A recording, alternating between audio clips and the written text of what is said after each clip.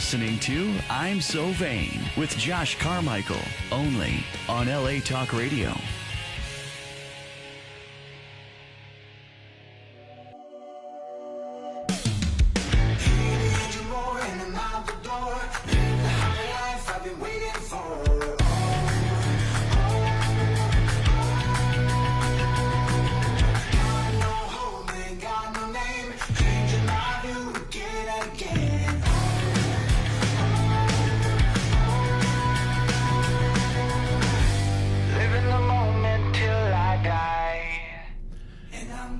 Hey, welcome. It's Josh Carmichael. Welcome to I'm So Vain. This is our first show, our first launch, so thank you for tuning in. If this is the first time you've seen us, well, you're not alone because it's the first time you've seen us.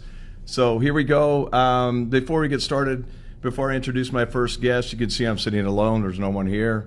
Just want to tell you a little bit more about the show and get you kind of up to speed on what we're doing. I'm So Vain is really an entertainment show, a live show where we do interviews and we talk to people that are in the creative fields, you know, actors, artists, musicians. We have a magician coming in. We have some singers coming in.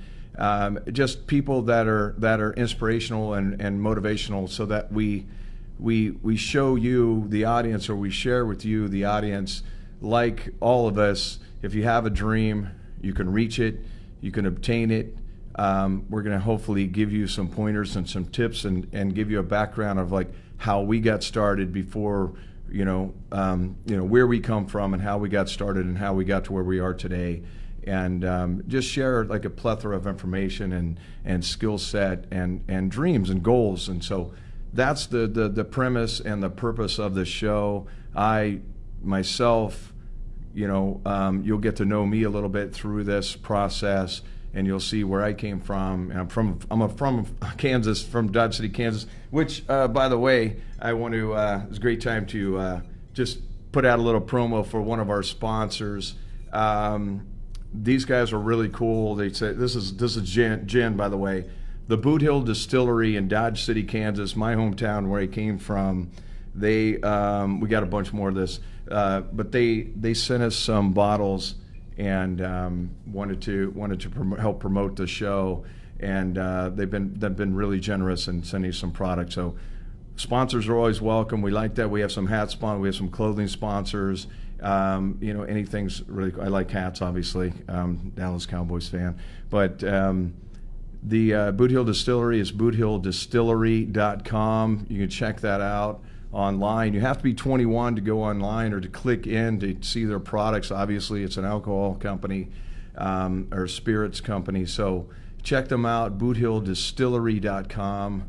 It's a great, by the way, their rye whiskey. So let me just give you a little background. It's made from wheat products, like, wheat fields.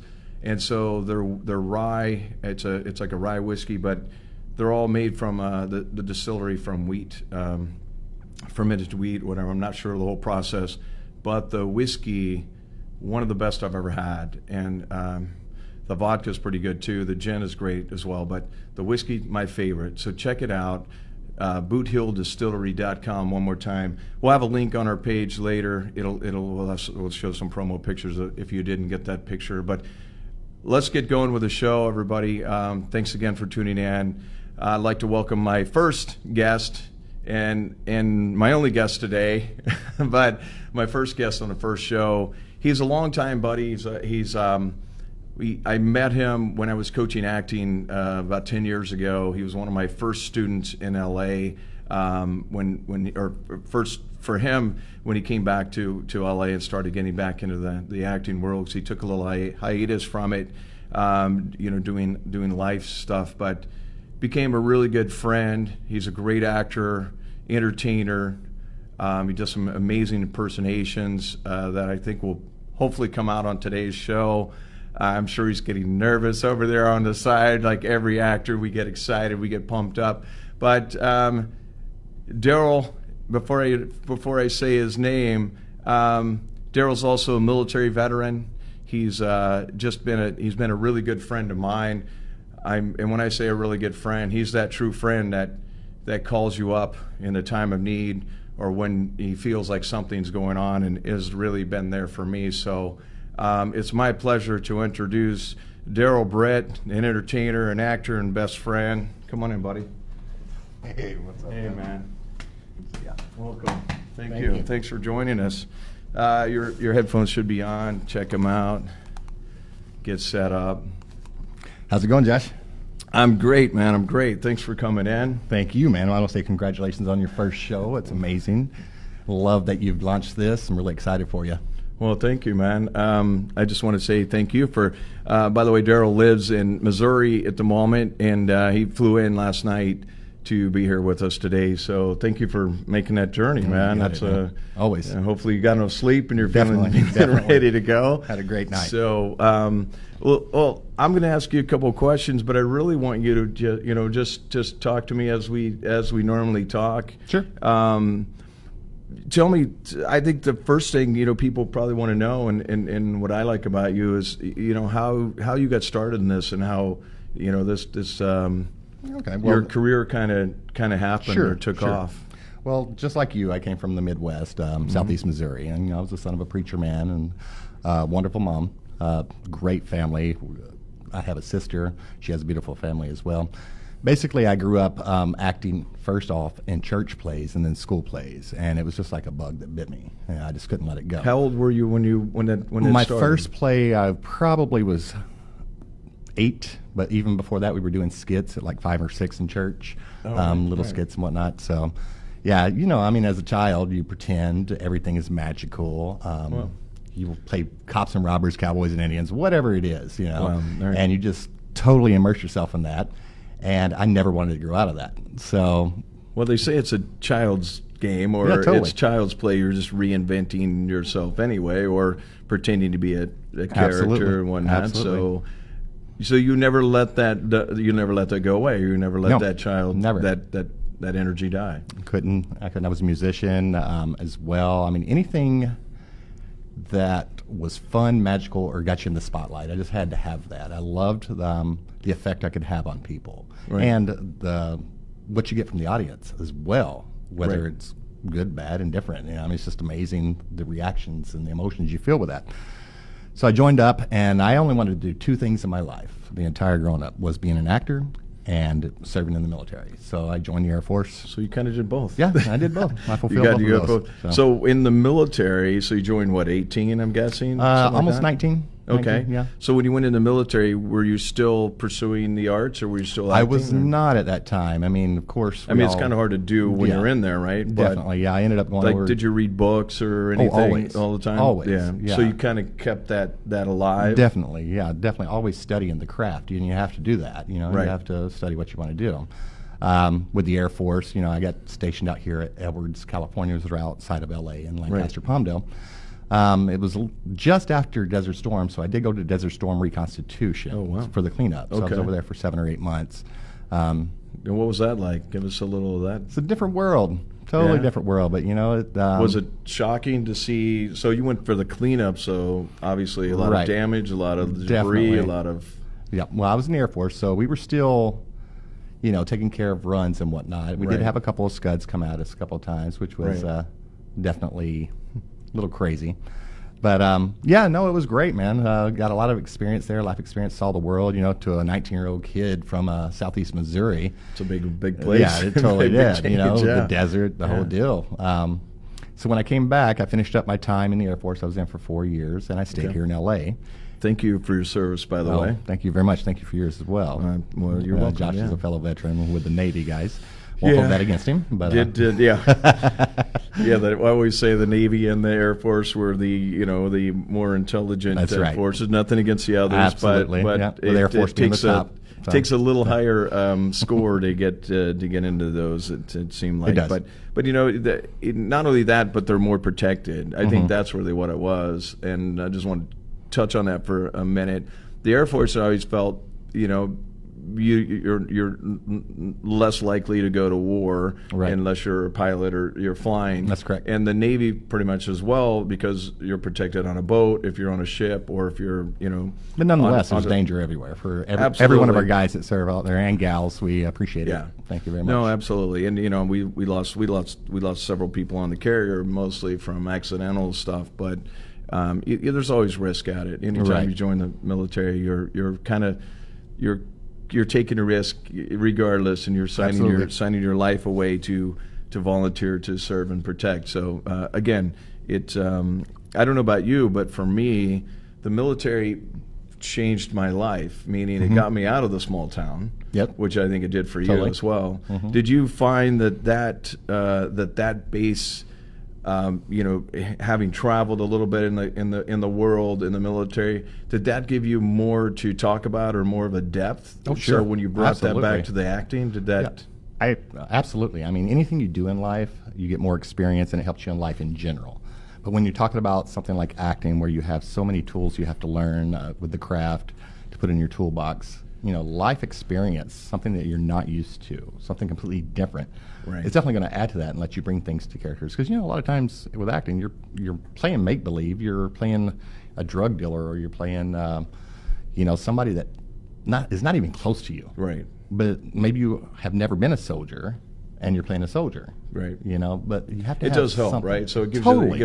I found that I always thought acting is easy compared to the military. It's one of the toughest mental games I've ever had in my life. Very true.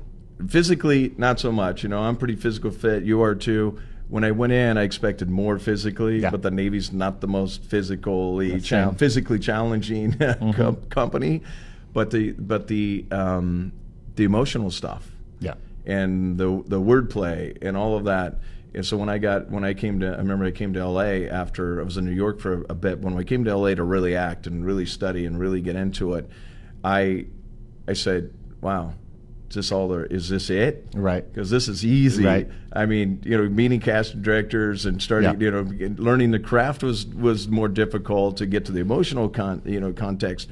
But just showing up, I'm like, this is nothing, man. You have no idea the pressures. And I went through Guantanamo Bay, what we call Gitmo training for 8 weeks or 10 weeks or whatever. It was a living hell. It was the most, up for 72 hours, no sleep, that kind of mental stress, emotional stress, and physical stress.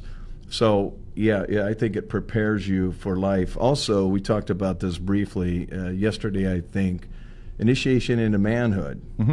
So the military for me was my initiation into manhood. Right. Do you agree? I do. I mean, I had a wonderful family, a great support base at home. It was hard to leave home.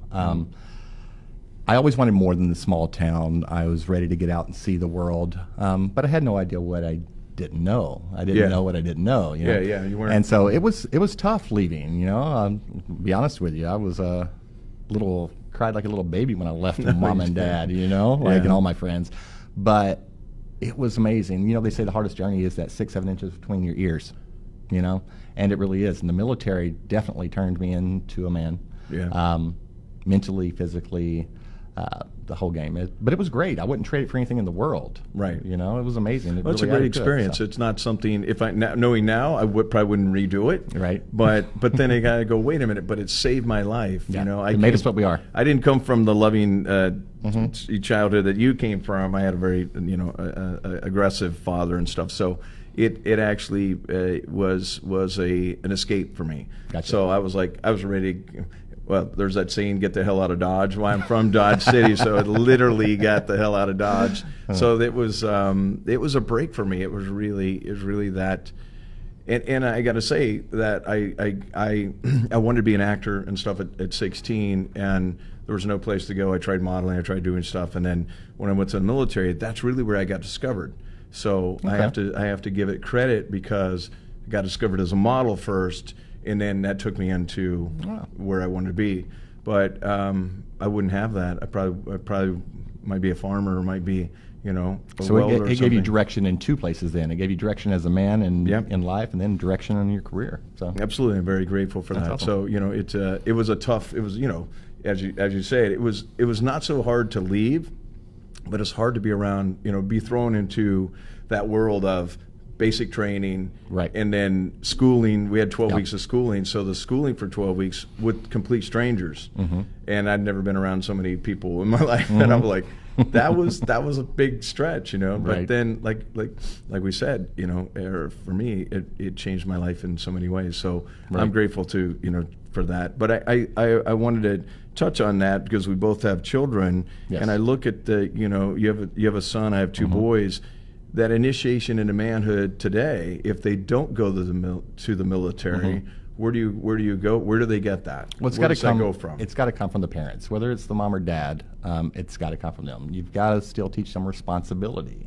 My son Tyler is working full time. He's 17 years old, going into his senior year, and he's working full time at Chick-fil-A. And yeah, he does amazing. It's helped him so much, and that. So you think the workforce, getting into the workforce has helped him and a lot? direction from the parents. You got to be involved in their lives. You got to, Right. of course, as parents, we love our kids, but we've Right. got to do what we can, push to a certain extent, but also know when to back off.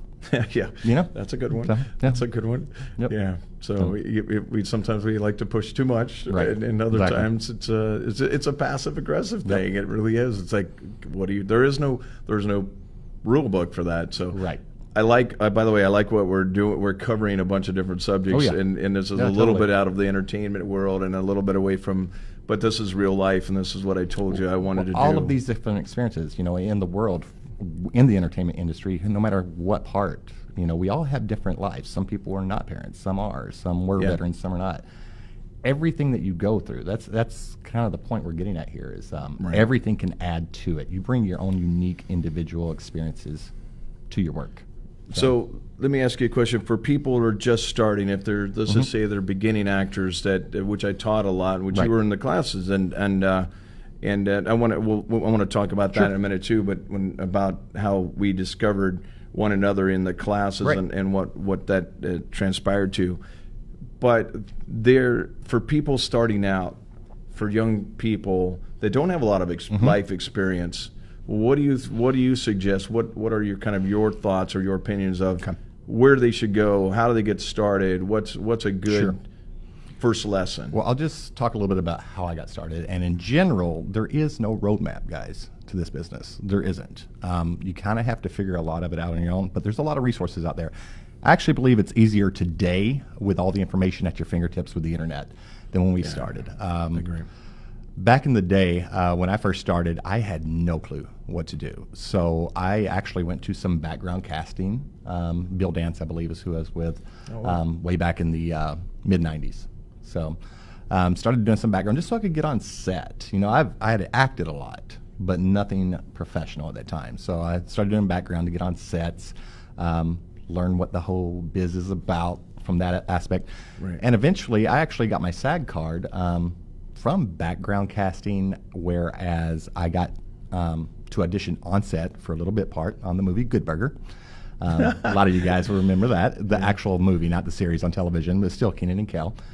Sinbad, it was amazing. And I got the part, just a little bit part. I believe it even ended up on the cutting room floor, to believe it or not. Okay. But it got my SAG card. And from there, I started branching out. And eventually, I did that for 4 or 5 years and pursued, got some work here and there. And then life happened, married, children, whatnot. So I started, I just kind of got out of the acting game for a while. But it never left me. It never left. And So you think once it's in, so I always say acting chose me. I didn't choose it. Yeah, totally. And it truly was because I grew up as an artist kid. Yep. I had an interest in art and drawing and stuff. But I always knew that there's something inside I had to express. I wanted to express. I had to feel more, but I didn't have the tools, as you Right. said earlier. The tools, which I've written a couple of books on that, and you talk about the toolbox and all that. But it was. I wanted to share more. I felt more, but I didn't know what I felt yet. Right. So if you're out there and you're listening to this and Yep. you know that you're just beginning in acting, but you have that kind of something in the belly or something, inside that wants to come out, the best way is to just take the first step and do it. get into a class, get into Oh, yeah. high school play, school play, whatever it is. Theater, I think, for me, was the best kind of initiation into that, Right. because you're covering so many theater's amazing. different steps, and it's basically you're getting an education and getting to perform for people pretty much for free, or if you're getting paid, that's wonderful. But a lot of the smaller theater doesn't pay anything, but it's the best education without paying for a class. Well, if you have to act, I mean, first of all, you need to do it from the passion. If you're in it for fame and money, my advice would be don't even try it. Honestly, it's got to be a burning desire. It's got to be something that you love to do, because you can go your whole career without ever getting that big break. You can make some money, you can enjoy it. If it's your passion, you're going to love it. Yeah. Totally. But I mean, like Lucille Ball said, act everywhere. Act on the street corner. Act any place. I don't care. Community theater. If you have to act, you just act. But if you want to do it with the big boys in LA, then you've got to put in the hustle. You've got to put in the work. You've got to pay your dues. When you have to stick it out, Yeah. you can't quit. Absolutely. And that's what. Absolutely. I wanted to walk away so many times, and I packed it. I think I packed my bags a few times and wanted to leave. I'm going to the mountains. I'm going to get out of here, and then I'd get that call. Right. Like, hey, you booked whatever show. Isn't that the whatever. best feeling? And I'm like, You booked it. yeah. That's the I best love to feeling hear. in the That's the world. best thing to hear Yeah. is you booked it, by the way. Yes. And it doesn't matter what it is. So I was true. going to say, and we're gonna jump forward to jump backwards for a minute. You actually use your acting in your job today. I do. So Yeah. before we go to there, let's go back to where this took you. So Okay. you come into my class. Right. So I like I said, the burning desire never went away, and I decided I had to do it. At the time, I was actually store manager for Starbucks, and had two kids, Tyler and Marissa. I was married at the time, and just it wasn't working as far as the not acting thing. Yeah. So I took a big risk, and You did a workshop or a seminar thing, I believe. Where I met did. you first, right? Because I had been out of the game for Right. quite a while. And again, there's no roadmap. So I went in Right. and I got into this little agency, which supposedly helps you. But you know what? They didn't teach me anything I didn't already know, except for maybe some of the updates in the industry. Like at the time when I started, we had to do black and white headshots. We had Yeah. to deliver them to the offices. We had to check the castings in LA Weekly and, go down on Thursday. Did it all yourself, yeah. Right. It was pretty much doing it, yeah. So they helped me with the updates. The internet had taken over. You started having digital plus color, not black and white for the headshots, things like that. But other than updating me on info, they really didn't do a lot for me. So I started branching out, because you always need to be in class. You always need to be working on your craft. Right. And so I searched out and I found Josh. I think I came in as a guest speaker the first time. You did. Didn't I meet Yep. you there for that? You yeah, did. yeah. So Yeah. I was speaking. I was coaching New York and LA, and I'd go back and forth like every other month. Mm-hmm. And I had a couple different programs that are companies that hired me, and I had my own class, my own workshop. But when I met Daryl, I think I was a guest speaker, and I'll just say this because this is how it started. I saw him, and I kind of singled him out, Yes. and I said, "Hey, you have something really special." And Yep, I you said, did. "You need to pursue this." And I said, "How long have you been acting?" You're like, "Man, I took a break. I'm just getting back to this." And I said, "Well, you're in the right place. And I really like what you're doing. You're organic, you're real." And as you and I've talked about this, as we started to work together, because I think then you said, "Yeah, man, I really want to do this." And like, how do I do it? And Right. then I in the coaching way, gave you some ideas, and then we just started. You started coming to class and you started working things out. Oh, yeah. And I want to say this, that one of the biggest things to acting, one of the biggest keys to acting is listening. Mm-hmm. Listening is probably the hardest thing that even in life that Yeah. we have a hard time doing with a lot of people. But if you're a good listener, you can take things in and take it for the value of what the other person is giving you. And by the way, as you may have learned in the military, people will tell you everything you want to know if you just listen. It's true. And I pride myself as being a good listener, and I want to say you were a great listener because you listened to a lot of stuff that I said. Not only did you take it in, but you used it to its fullest advantage and fullest fulfillment. So I'm grateful for that, by the way, because it showed. I had some insecurities at the time going, I don't know if this is going to work, but I'm going to throw this at Daryl and see if it sticks. And it did. It was actually quite wonderful. You show me any actor without insecurities, and I'll tell you they're not an actor. Yeah. We all have them at some point. So you tell us about Live and take us into that, and then you'll maybe do some voices for us. Sure. But, yeah, we can do that. So you got this audition, kind of random audition. I remember, right? So there was an audition that said, "Can you do the voice of Donkey from Shrek?" And I actually could, because I had been with my kids in traffic. I had been doing voices for them for years, and I had been playing around, and I'm like, hey, I can do that. I can do Donkey. So that's pretty much all the breakdown said in LA Casting. We want to see you. And so I'm like, all right. So this is going to be a Saturday morning cartoon in LA or maybe national. Yeah, you didn't know. They can't afford Eddie Murphy for every Saturday morning or whatever. It's going to be a Shrek cartoon, and I'm going to be auditioning for the voice animator. So I was like, this is cool. So went in to do it, and we had been training together for a while, and I started freaking out. Because after I went in... Well, I think the callback, you were in the car, and you called me from the car, and you were like, oh my God, Josh, I'm so nervous. I don't know what to do. The first day I went in, I nailed it. It rattled you, I think, a little bit, because now you're getting to call, and I think they're going to tape you, or they're going to meet live. They're going to like videotape it and send it to wherever. And I remember one thing that I said to you. I said, just be yourself at home with your kids. Yep, totally. And that's what you did. Yeah. I went in there for the callback, performed. Some of it was scripted, other was improv and whatnot. And literally, Sean, who is an amazing casting director and kind of the creator of the show, the first director of the show, it's called Donkey Live. He was rolling. He was just cracking up, and he was laughing out loud. And, you had to feel good when that was happening. Totally. You're like, oh my God, I got him. So then we get done with that, and he goes, okay, great. We're going to go into the next room, into a sound booth, and we're going to do some voice recordings, and then I'm going to send it off to Singapore and see if they like it. But I'm going to give them a recommendation that I want you to be Donkey.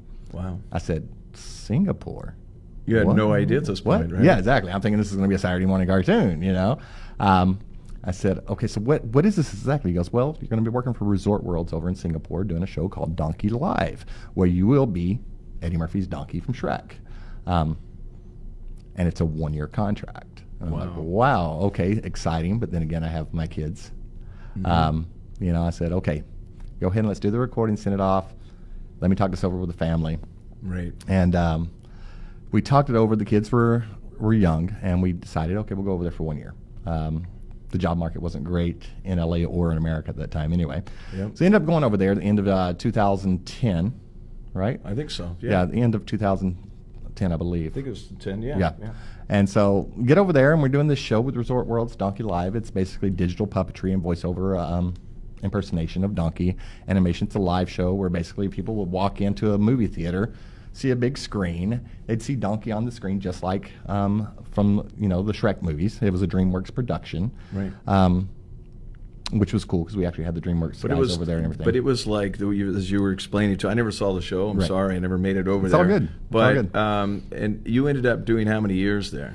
Ended up doing 5.5 years, and that was my main job. I did a lot of others. I worked for MediaCorp. I did a lot of film, television, commercials, theater. Did some great. By the way, he's done some really great. There's like a short film, as well that it's I called really Sit With Me. I love that. Actually that was filmed a over there. Great short film. Showed over here. It won awards, best drama, best inspirational movie. So that's on your YouTube page. That is on my YouTube channel, which is just Daryl Britt YouTube channel. Daryl Britt 01, I believe it is. Okay. We'll put a link at the end. That way we'll be sure. Yeah. We shared it before on our page, but we'll definitely share that again. A couple of the commercials I thought were really funny and really good as well. But I want to say the production value from what you told me was amazing. It was. It was totally. We interacted live with an audience. They got to talk to Donkey. I'm controlling every movement of Donkey from a computer backstage. And I can see everyone through cameras, and with the help of a host, we would. That's crazy. We would pick people out and talk to them live. And once they realized, whoa, Donkey can actually see me, You know, we were doing singing, dancing. So if the you whole deal, saw so- me in the audience as Donkey, what would you be saying? I'd be like, hey, Raz, yeah. You see that dude over there in the Cowboys hat? Yeah, we don't want to hold that against him or nothing, you know, Cowboys fan. Yeah, but we need to talk to him, so get him up here. And then, you know, Roz would get you up there, and I'd be like, see, man, what's your name? Josh. Josh. I like that name. That is a nice name. Yeah. Ooh, hey, what, man? Tell you what, we're going to go on a whirlwind adventure. We're going to swap manly stories, and in the morning, I'm making waffles. So we just talk and the whole deal. And, you like waffles. I like waffles. It was a lot of fun, man. I like enjoyed it. waffles. I enjoyed it. That's great, man. Fantastic. Good job. You do you do some other voices, I think, too, right? And then I've always played around with stuff.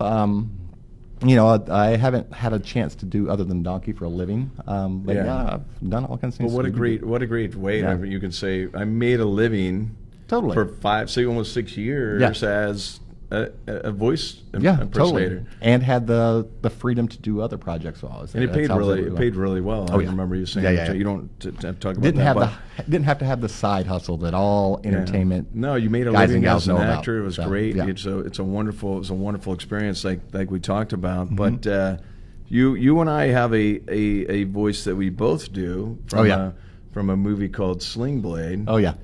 Billy Bob Thornton. If you want to start that off, we'll throw a little of that out there. I guess I ain't got no reason to kill nobody no more. What about you, Bubba? I reckon I ain't got no reason to kill nobody. Think yours a little better than mine. Nah, I don't know about that, Yeah, but actually. that what's his name? Jimmy Dixon, Bobby Dixon. What's his name? I went out to that shed and I saw my mama laying on that ground. And what's the other one? Like, I'm gonna get some French fried potatoes, right? Yeah, do that. And potted meat too. You ever had that potted meat? That's good stuff right there. I like when he went to the guy's like, "What's wrong with the lawnmower?" And he goes, "Ain't got no gas in it." It's pretty simple, man. Yep. And, I love the story. I wrote a brief story about Billy Bob Thornton. That's right, you did. Yeah. When I saw that movie, I thought it was a father and son movie, and it really affected me because it was, you know, he takes on that kid who has no real role model. Was his what's his name? Sam Black. Forget his name right now, but the young kid in that movie. Yeah. I don't have a computer here to look him up, but we're gonna need that ahead of time. I just love the father and son story. So I wrote a letter to Billy Bob, and about 2 months before, like in December, so a couple months before he won the Academy Award, I'm on set shooting a commercial in Colorado, and I get a call from my theatrical agent. They say, Billy Bob Thornton just called here for you. And I'm like, wow, what? And I'm like thinking they're joking, and I'm like, for what? You know, I totally forgot about the letter because it was like a couple months before that. And he said, yeah, he wanted to call and thank you that he got over like 1,500 letters or something. He said yours stood out. Wow. And he wanted to call and thank you for writing that letter to him.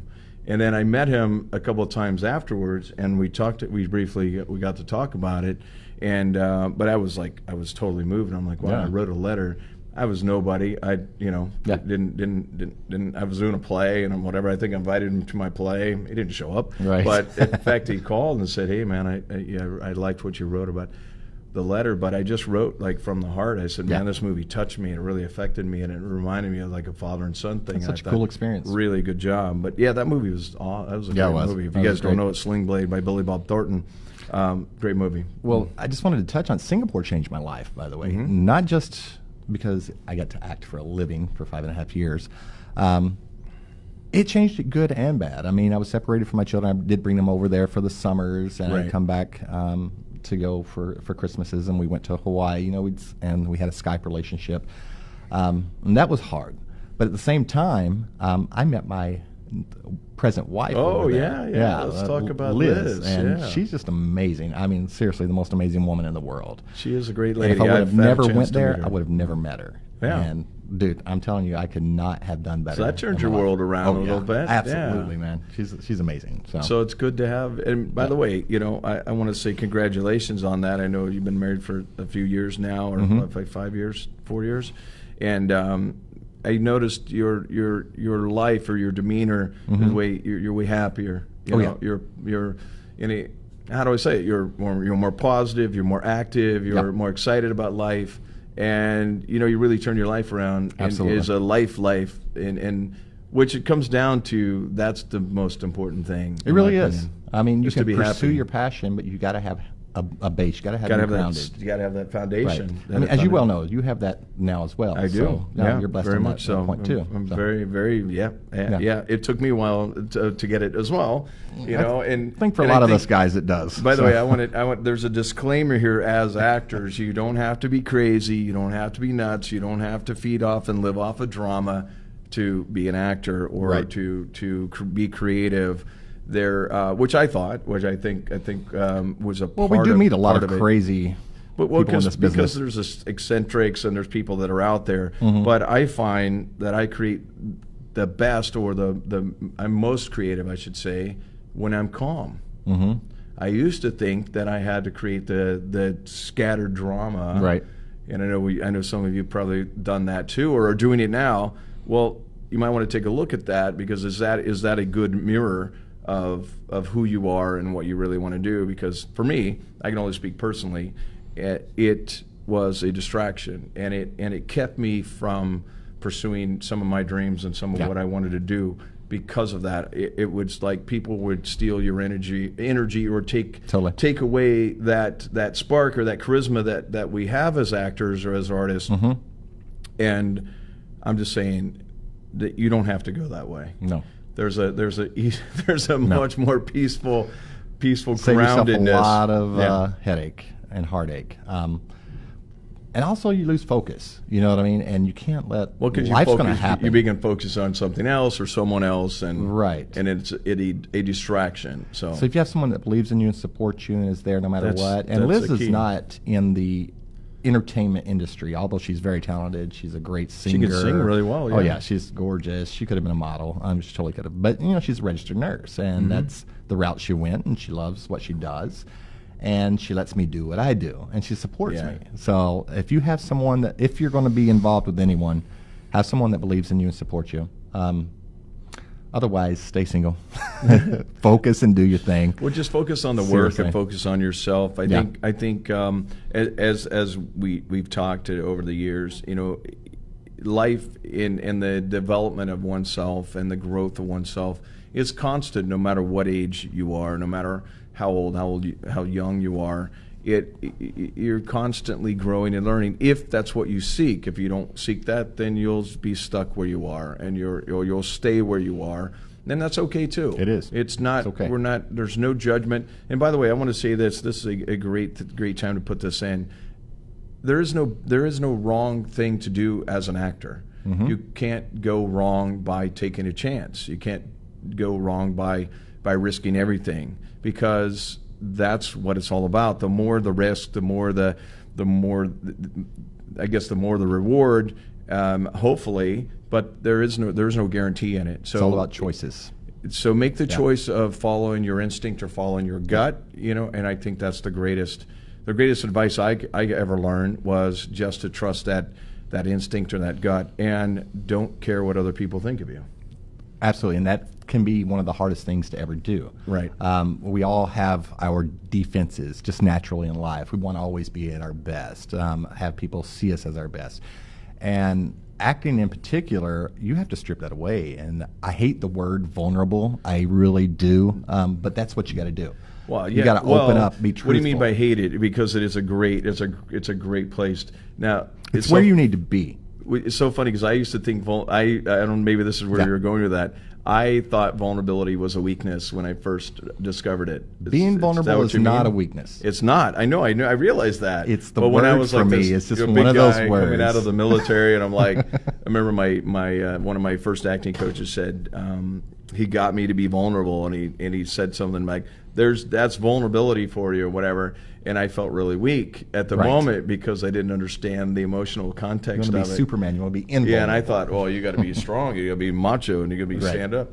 And I found that being a bigger guy or a muscular guy, and being able to be vulnerable and share those emotions and show those feelings and truly be vulnerable in moments, I mean, you can ask my girlfriend. I cry at movies like you probably do too.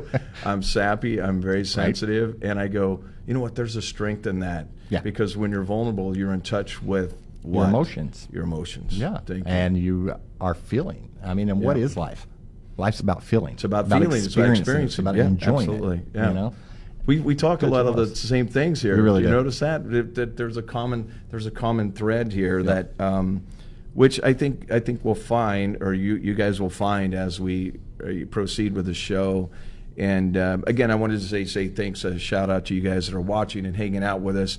Thank you so much. If you please add your questions and comments and anything that you want to see covered on here. Absolutely. We're not wrapping it up yet. We got a few minutes, but I just wanted to quickly take a sidebar here and go, thank you. This is something that I've been passionate about for a very long time. I've been in the business for around right at 30 years, roughly 32 years God, to be exact. I am getting old. I'm still going, man. I'm still pursuing it. I'm still living the dream. I still look up to you, brother. I mean, man, thank you. Over 100 national commercials on your record. You're still directing, writing, about to be published. I can't wait for that. Looking for a good publisher now for the book. Yeah, thank you. That's going to be a lot of fun. We'll get into more of that as we get the book published. We'll be talking about it on here. But it's a great it ties in everything like we're talking about. But it takes it into the general public. So it's not just about acting. It's not just about... Oh, no. And by the way, is creative, yes. But creative is, in what you said, I think the biggest thing is giving yourself permission to feel. Yeah. If you allow yourself to feel and you allow yourself to grow, then you don't have so many obstacles. There's not so much drama or resistance in your life. So when you're vulnerable, you're allowing that vessel to be open, and it allows more of understanding. Again, this goes back to what I said before. You also have to sit and listen sometimes, and you just have to have that calm and that peace of just going, it's going to be okay.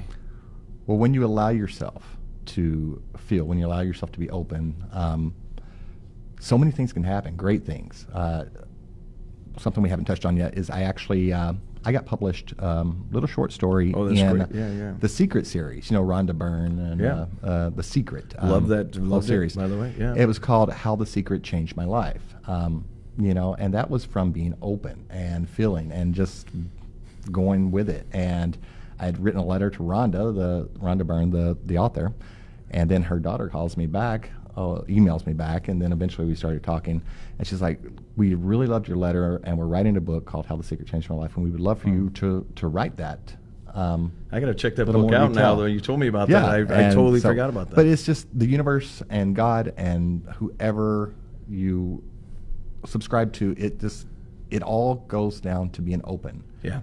You know what I mean? And really discovering, because it'll lead you to the places you need to go to get the information you need. Absolutely. So, and the belief in yourself doesn't come from anyone else. No. It has to come from you doing the work. You have to do the work. Finding that core self of what you truly believe in. And it doesn't matter what you believe in, but to find that passion. And that's what I'm writing about, and that's what you're talking about, and that's what we're doing here, is that you kind of have to break out of that skin or out of your normal Groundhog Day enough to find out what really truly inspires you. I always say this to my kids so much they probably get tired of hearing it, but I said, I want to know what wakes you up in the morning.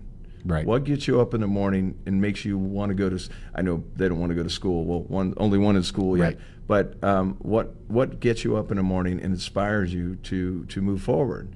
That's the key. When you find that, that's your true passion, that's your career, that's your existence, and that's what you should pursue. It is, in my opinion. Totally. And because that passion, there's not going to be one thing greater than that. Right. So for you, what is your greatest passion? Career-wise, is definitely acting. In life in you general. Like how I just threw that question out I there? do. I love it. I threw you on the... I love it. Remember the hot seat in this class? Totally. I used to have Absolutely. this hot seat. It was painted red, and I would put people in the class. And, I do. And it's like, so... In life, it's my family. It's my wife, my kids, my parents. That's a good one. I'm blessed enough to still have them. My sister, my friends. You know, it's what makes life worth it. But as far as career and just passion of, it's acting. Again, you started talking about, I'm back in the States now. Obviously, I'm not in Singapore. Right. So I'm pursuing it. I'm open to anything and everything. But in my job, I use my acting abilities every day, whether it be announcing, whether it be demonstrating, or whatever it is. Who do I want to be today? Who am I today? And right now I'm Daryl Britt, and I'm being Daryl. I'm being honest. I'm being vulnerable. I know one person that you are sometimes, and I would have to ask you, Forrest. How's Jenny doing? Jenny, well, she died. I'm a little bit sad about that, but I do have little Forrest, and Forrest is amazing. He is all grown up now. I don't know. My movie was about, 25 years ago now. Yeah. So, yeah, he's really smart. Well, I heard you took a run one time, too, didn't you? Oh, I'm always running. Running is one of the most amazing things you could ever do. Why would you ever stop running? There's unless you're running from yourself, then you might want to stop. Mama always said life was like a box of chocolates. You never know what you're going to get. That's right. Well, thank you, Forrest. Thank you for showing up. And I do also want to appreciate Rocky Balboa coming into the studio today with us. So, I don't know what you're talking about. Really, Rocky. Really right. Adrian, in case I get beat up tonight, it's like, I've been coming here for 6 years. 6 years, that's my locker. Why you got to move my locker, Yeah. You got me on that one. You got me on that one. Hot seat. Because I would normally go into somebody else from a great movie called It's a Wonderful Life. Oh, yeah. And I do this for my girlfriend a lot. And, you just got to remember, well, what is it, Mary? Do you want the moon? Well, that's right. Well, we'll say it, and I'll also bring it down for you. Well, that's right. Mary gets the moon. It'll come out of your fingertips and your toes, and well, attaboy, Clarence. That is my favorite Christmas movie, by the way. I love that movie. You nail it. Thank you. Josh. So. One of my favorite. I had a chance. I have a quick story about Jimmy Stewart, and we're gonna wrap up in a few minutes, but.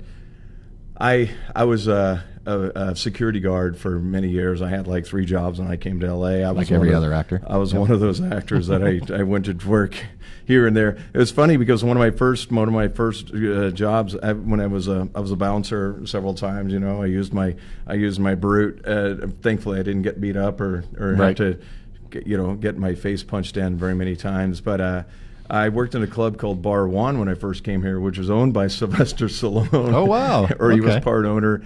And it was funny because he was, Rocky and my hero and all this and really inspired me as a kid. And Sylvester used to come in and stand by me, and I always liked that. Thought it was cool that I was bigger than him, or taller than him, and more, kind of bigger, bulkier than he was. And we would talk at the bar, like you and I are talking right now, and I'm going, this is really weird. Yeah, it's surreal. Because we're like buddies. That's surreal. Yeah. We're talking, and there's part of me like, tell him you want to be in a movie with him. Tell him you want to act with him, do it. And I'm like, I couldn't, because I had so much respect for him on a man-to-man level, and I got to know him through working through his bar a little bit. And I never worked with him. I'd love him. He's an iconic. Stallone, if you're out there, I'm still available. I'll still work for you. That'll be fun. I won't do any impersonations of you in front of you. I think that's insulting, but I know. And then I was doing the Cable Ace Awards as a a security guard, and I got to walk Jimmy Stewart in. Now, that guy's that's awesome. He was like 6'5", I think. Right. So, and he was the kindest person, and and I'd been doing his voice for many times. Obviously, I didn't do it in front of him either. But I walk in with him, half a block, and I'm escorting him in, and he's talking to me, and just the kindest. He was like a grandpa, He was old enough to be my grandfather, I think, at the time, and I just that was one of those moments where I can't really say that I met him. He would have never remembered me. But what a great moment of going, well, there's somebody you really look up to. And those old movie stars, we don't really have that as much anymore today. We don't. And it's kind of cool that I got to live a few of them out in my lifetime, but never worked with them. But got to meet him and share a moment in time. That's so awesome. I'm grateful for that. We got a couple minutes here, and then we're going to wrap up.